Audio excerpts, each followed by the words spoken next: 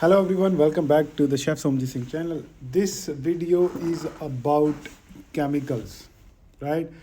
So many of them they were having issues like how we can manage or how we can respond on chemical videos, or they have asked me to make chemicals video.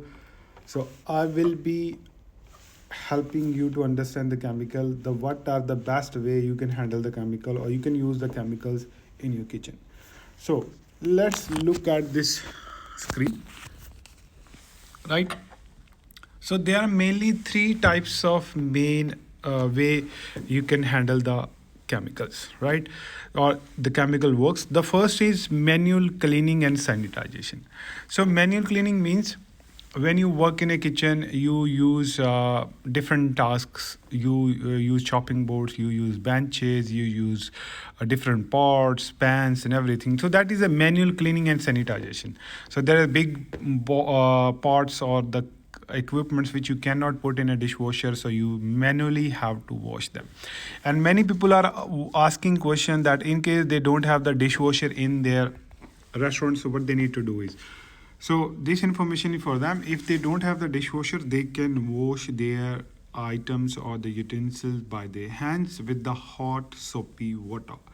It is always recommended. If there is no hot water, then it is a typical, but if it's hot water is in place, then there is nothing wrong. You can wash your dishes with your hands with the hot soapy water. Okay, let's look in these photos.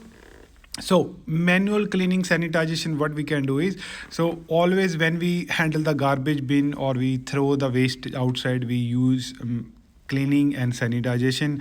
When we use chopping boards, when we use bench, or when we use any racks, anything, so we have to use manual cleaning and sanitization. The third one is the second one is mechanical cleaning sanitization.